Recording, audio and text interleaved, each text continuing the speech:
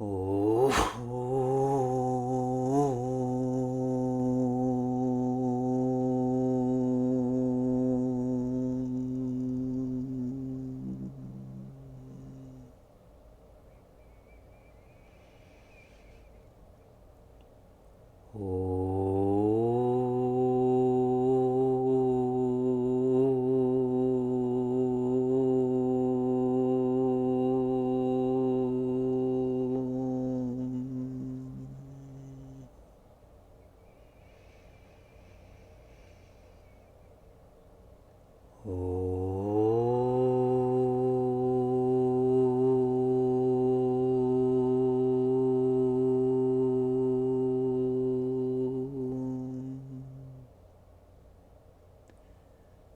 Om Satchidanandarupaya Vishwotpattyadihetave Tapatraya Vinashaya Shri Krishnaya Vayam Numaha.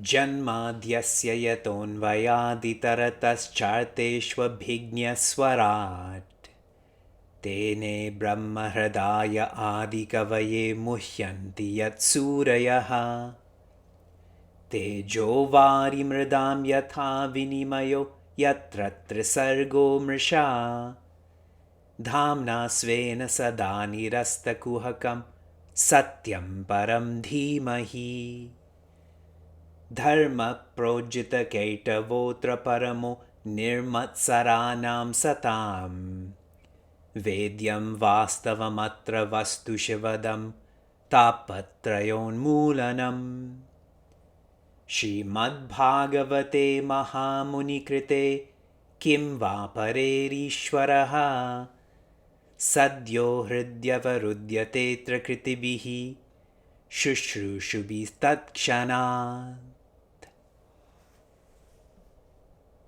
For a minute, we will invoke toughness and evoke hope and feel lucky for how much toughness and hope we have.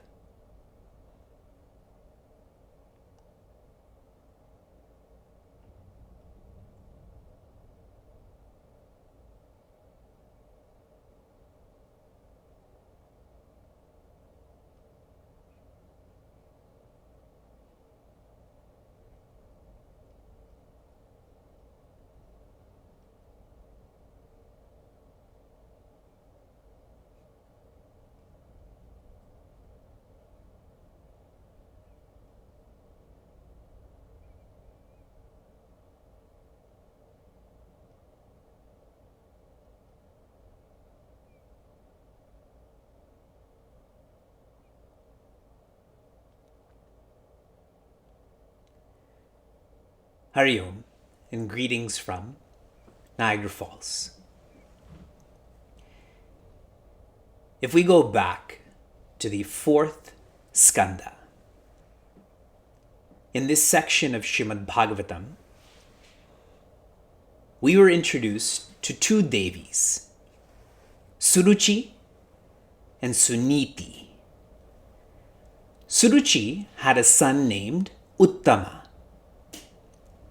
He was sitting on the king's lap, who was sitting on the throne. And Suniti had a son named Dhruva, who also wanted to sit on the king's lap on the throne. And we know the details of what happened after that incident. Suruchi, the subjective meaning of this, is likes. And where there are likes, there are dislikes. Her son Uttama, he didn't live for a very long time. He died when he was young, and she died when she was young too. Suniti, the subjective meaning of this, is values. Niti means policy. Suniti means values. Her son Dhruva lived forever. And she lived for a long time too. We generally know the details of Srimad Bhagavatam. When you know a subjective science, generally, you keep this objective. This happened to Suraji. This happened to Suniti. When you specifically know details of Bhagavatam, this subjective science makes even more sense then. One can relate to this more. If we live by likes, our happiness will be short-lived. If we live by values, our happiness will be long-lived. We have this habit to justify our worldliness. And a common experience I have with this, I sometimes hear parents tell their kids, be religious, but don't be too religious. And if I know those parents well enough, I'll ask them to say that sentence again, but change the word to happiness. Be happy, but don't be too happy. Sounds awful, doesn't it? If you ever heard me saying that to our sons, call the police. I want to read a card to you that someone had shared in terms of our course, our community. I find it extremely difficult to express my happiness to you that I have experienced the past year and a half since we started our Bhagavatam course. I feel there is no other movie, fiction, folklore, or any other book that motivates me like the way Bhagavatam does. Reading or seeing anything else for entertainment seems like a waste of time. Thank you for helping me find my true perspective, seeing divinity in me and in all. Vedanta in Bhagavata. We are reading our past and we're preparing for our future. The 9th skanda relates to exhausting, substituting, and disidentifying from vasanas. The literal meaning of vasana is smell. The implied meaning of vasana is impression. I like to think of this as blueprint. And how this impression or blueprint is written, every desire has an impression to create every thought, which has an impression to create every action, which has an impression to create every thought, which has an impression to create every desire. Desire, thought, action, thought, desire. And this keeps on cycling to become habits, to become propensities. Typically, our desires, thoughts, and actions flow towards dependence. Being joyous dependently, and the way Sri Ramakrishna shares this, if you observe what we talk about the most, the 3 subjects are Kamini, Kanchana, Kirtihi. Kamini here, don't think of a woman. Kamini here means pleasure. Kanchana, possession. Don't think gold. Think bitcoins. Possessions. And Kirtihi is position, popularity. All of these in Vedanta are known as anatma vasanas. This makes us feel like we are not independent, that we are dependent, and this type of smell stinks.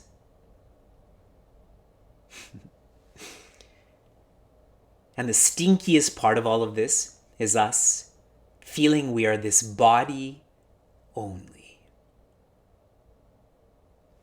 Now,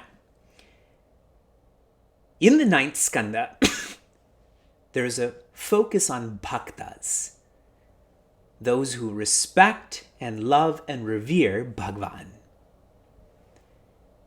We come to understand and appreciate that a bhakta is not typical, is atypical, and the first bhakta that we have met is Raja Ambarisha. Do you remember him? Raja Ambarisha engages in dharma. With dharma comes punya. With responsibilities comes power. And what does he do with that power? He doesn't inflict it upon others. Rather, he uses this to protect others like Rishi Durvasa. He tells Bhagavan Narayana, if I have never thought poorly of Rishi Durvasa, then stop him from being chaste. And where does that Sudarshan Chakra go? It unmanifests. What an amazing way to think about responsibilities. My responsibilities make me more powerful so I can protect those who need protection. The entire time while Rishi Durvasa was being chased, Raja Ambarisha didn't eat. And only after a year, when Rishi Durvasa did eat, then Raja Ambarisha ate. So did he think he was the body? He was the opposite of hangry.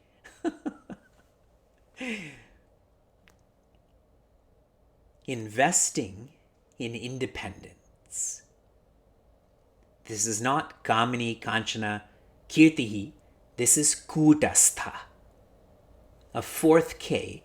Kutastha means anvil or foundation.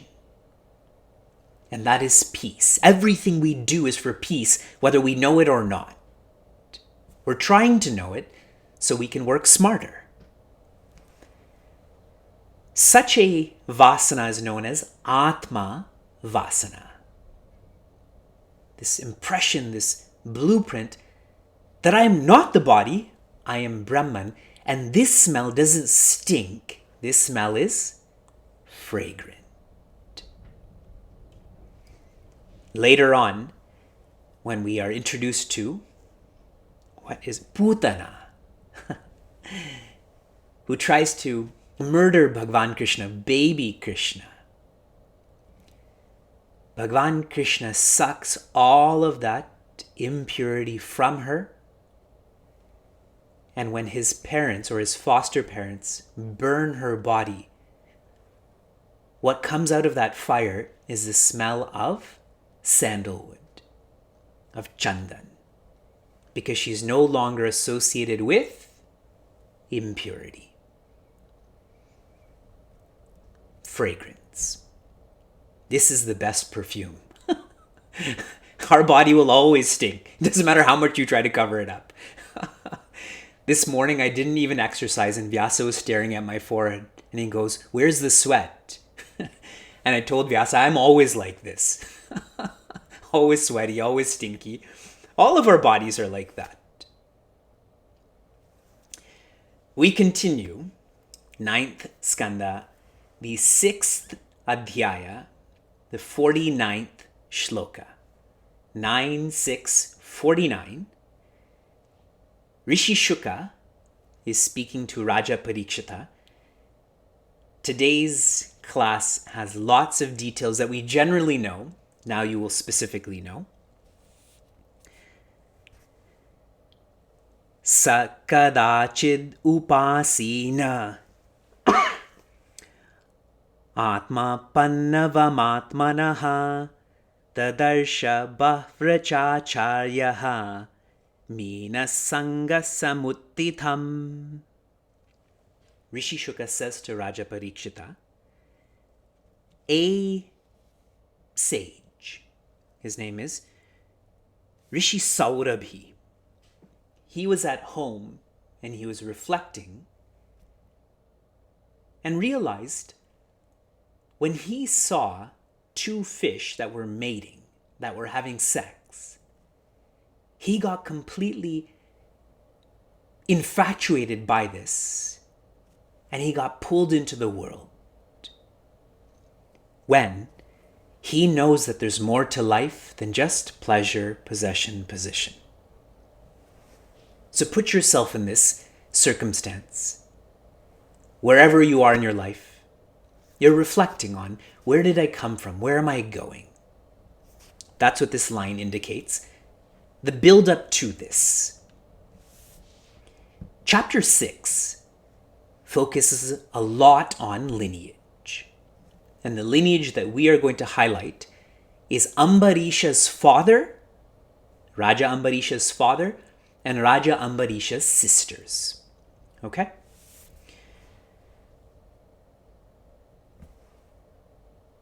Raja Ambarisha's father, I have to tell you how this comes to be. There is a king, his name is Yuvanashva, and he has no child. So, he and his wife, they are living in the forest. And one day, he's quite thirsty, so he starts wandering around this forest. He can't find water. And what had happened was a group of sadhus, they felt sympathetic for him. That he and his wives don't have any children.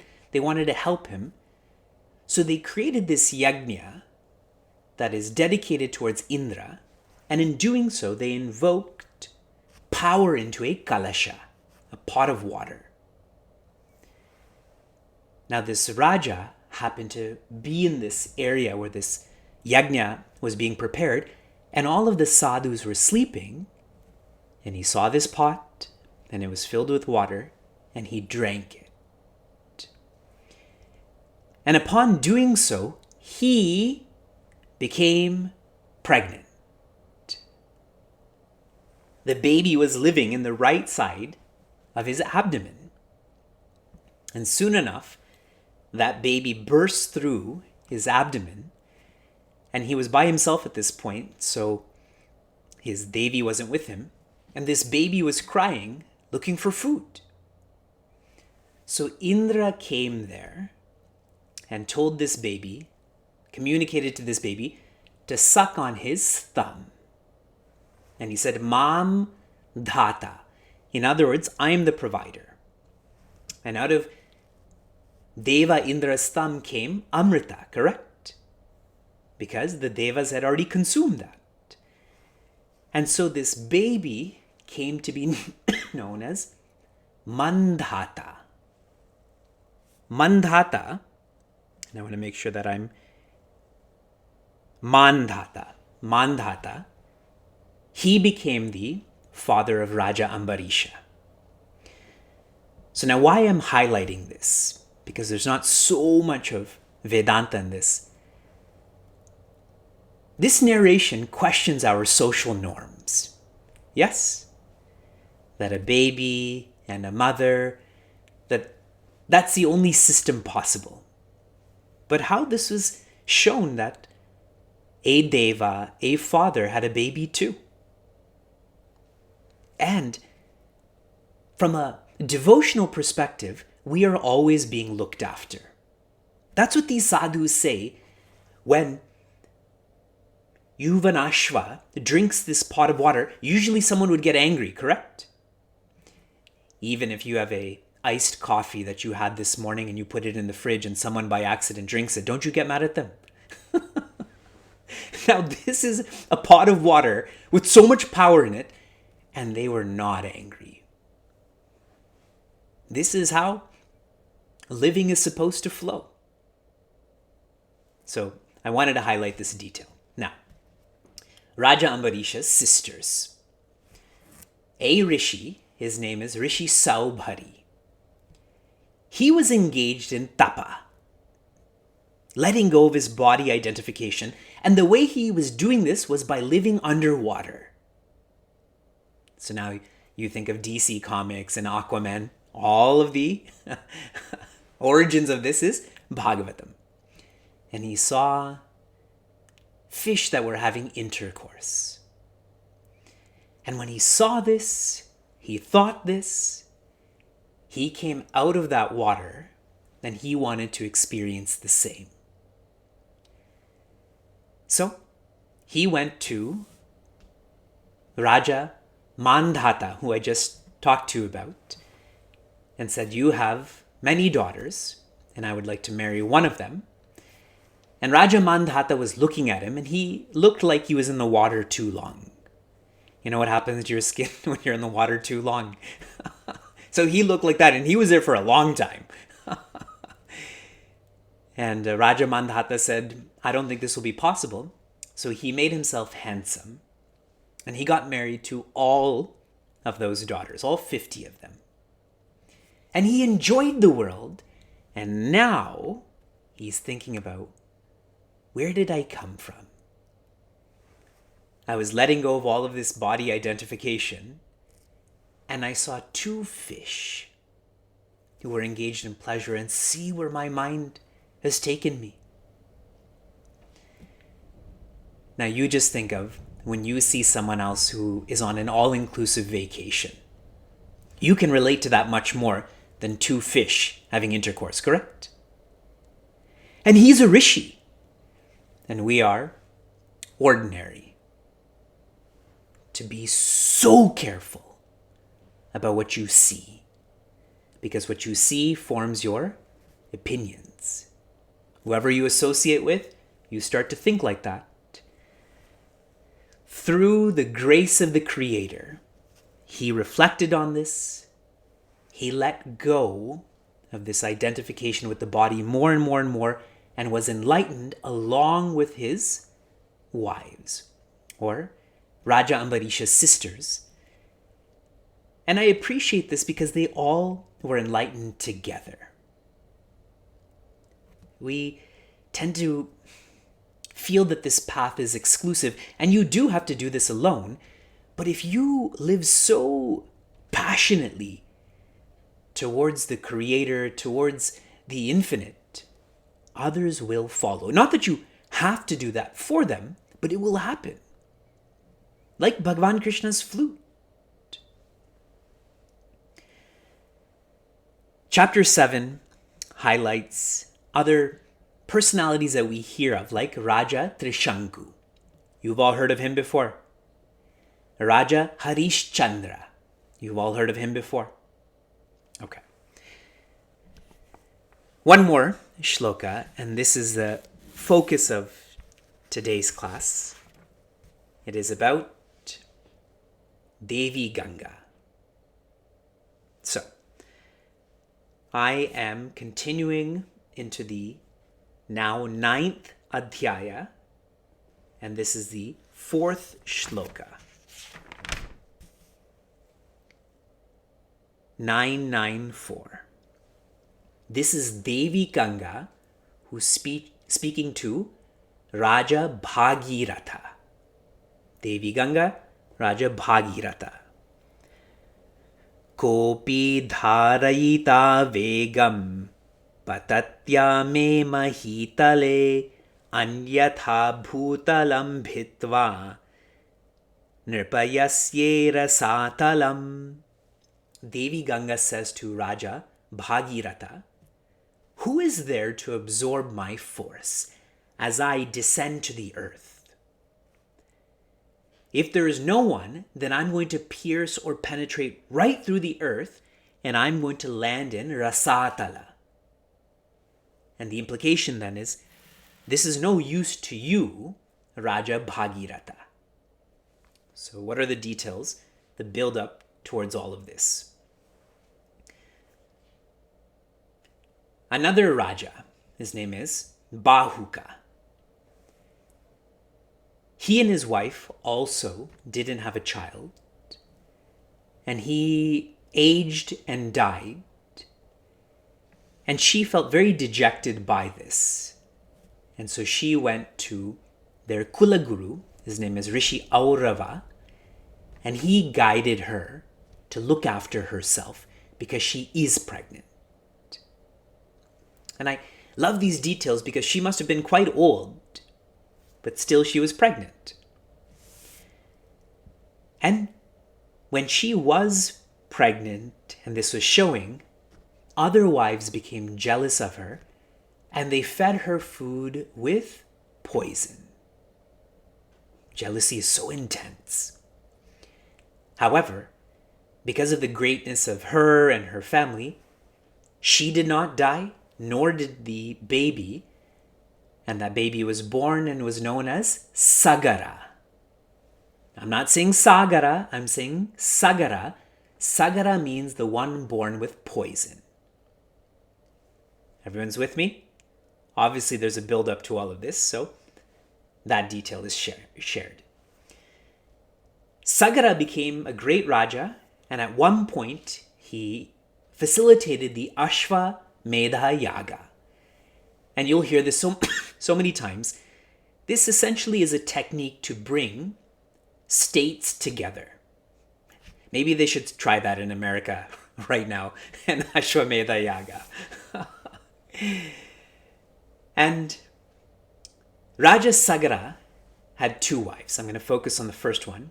Her name is Sumati.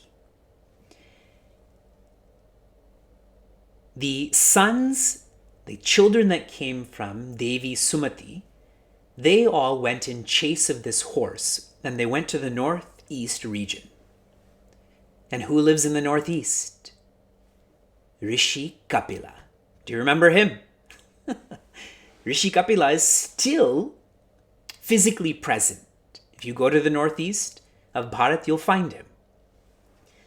So this horse that was released is beside Rishi Kapila, and all of these arrogant, ignorant kids think that Rishi Kapila stole this horse or trapped this horse. And they're about to hurt Rishi Kapila, and he opens his eyes. And what happens is all of these kids, they start to burn from within and actually burn down then. And now what is to be noted here? I'm going to read this to you in English. The common belief that Sagara's children died in the fire of the anger of Rishi Kapila is wrong. Now think the same about Bhagavan Shiva. We always think about Bhagavan Shiva burning Kamadeva. How can you attribute anger, which is a product of tamas, to a personality who was all sattva and who could sanctify the whole world? And the deep implication of this, when someone is arrogant and ignorant, they're not burned from the outside, they're burned from the inside. And that detail is lovely, because if you extrapolate this to hell, hell is not outside, hell is inside. And bring it back to the earlier narration, where Rishi Saurabhi is just watching two animals, not even land animals, and how easily one can become lusty, arrogant, and so on. So now, all of these children are turned into ash. Raja Sagara's second wife, her name is Keshini. Keshini. And they had a son named Asamanjana. Asamanjana. And Asamanjana, he had another son named Anshuman. You don't need to know all of this. I'll tell you what to focus on. So Devi Keshini, Raja Asamanjana, then Raja Anshuman. And Raja Anshuman went looking for this horse too, because that yaga is still not complete, correct? All of those children were burned up. So he also goes to the northeast and finds Rishi Kapila and the horse beside him, but with no arrogance, with complete reverence in one of the ways that he describes Rishi Kapila. And I've never read this before. I like it a lot. You are the condensation of consciousness. That is an amazing way to describe the infinite, or one who is enlightened. Enlightenment is, and you are the condensation of that. Jnana Ghana, that's who you are. And Rishi Kapila, who is completely sattvic, he shares with Raja Anshuman the only way to save your brothers, to purify your family, is through the touch of Devi Ganga. So Raja Anshuman brings that horse back to Raja Sagara and he engages in tapa. He's trying to invoke this power beyond himself to bring Devi Ganga to the ashes of his brother. Now, where is Devi Ganga? Share with me in the chat. I've already shared with you previously her origination. Heaven, but specifically when Bhagwan Vamana stepped into Brahmaloka and Bhagwan Brahma washed the toe or the feet of Bhagwan Vamana. That became Devi Ganga. So she's still in Brahmaloka. Raja Anshuman tries to invoke Devi Ganga. He doesn't succeed. He passes away. His son is Raja Dilipa. He tries to. He's unable to. He passes away. Raja Dilipa's son is Raja Bhagirata. And he is finally able to invoke enough power to have this dialogue with Devi Ganga. And so she asks him, who's going to absorb me? And then she says in the next line, I'm hesitant to come to earth. Because what will happen is tamasic and rajasic people, worldly people, will come and bathe in me, and all of their outer and inner impurities will rest in me. And so what Raja Bhagirata says is those who are sattvic, those who are sadhus, they will go on yatras and they will bathe in you, and all of those outer and inner impurities will be washed away. You will be ever fresh. And so she likes that. She's appeased by this, but she still asks, who's going to absorb me? And he says, Bhagwan Rudra. Bhagwan Rudra is creation. So, for the sake of creation, all of the creatures like me, like my granduncles, he will absorb you. And so she's satisfied with this. And she starts to descend from Bhagwan Narayana's toe into Bhagwan Shiva's hair, and then arrives to earth, and she is flowing fast. And so Raja Bhagirata, he's in his chariot and he's going even faster, directing where this water is to go. And in all of the crevices in the world, that's where the ocean filled in, the lakes filled in, and all of those ashes were moistened, and all of his relatives came back to life. This is why the ocean is known as Sagara. Raja Sagara's family, who dug up the earth trying to find this horse that was filled up with water and known as Sagara. Amazing how the one born with poison keeps on evolving to being the ocean that is ever balanced. Now, two thoughts, more Vedantically, and then we'll get into our discussion. When Raja Anshuman is having this dialogue with Rishi Kapila, Rishi Kapila says samsara is the playground for death, the playground for Yama.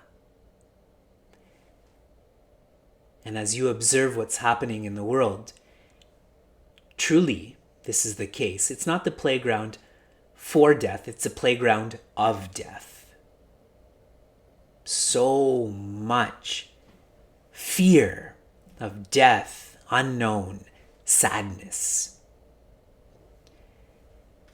And Raja Anshuman tells Rishi Kapila, you are the Nauriya, which means you are the boat in the form of Sankhya.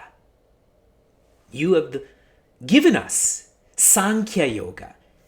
In Srimad Bhagavatam, that is called Bhakti. The river Ganga has been polluted, continues to be polluted. We all know that, specifically in a physical sense. But understand that Devi Ganga, more than physical, is metaphysical, and that is in the form of Bhakti, Sankhya, Vedanta. And so we are supposed to invoke from everything that we heard today is be steady. Your steadiness will evolve to sincerity. Your sincerity will evolve to stamina. Look at how much tapa, how much time was required for Devi Ganga to finally come to the earth. Raja Bhagirata, Raja Dilipa, Raja Anshuman, and on and on and on. There is no room, there's no excuse for impatience, for distraction. That's how our relationship should be with Bhakti, with Devi Ganga.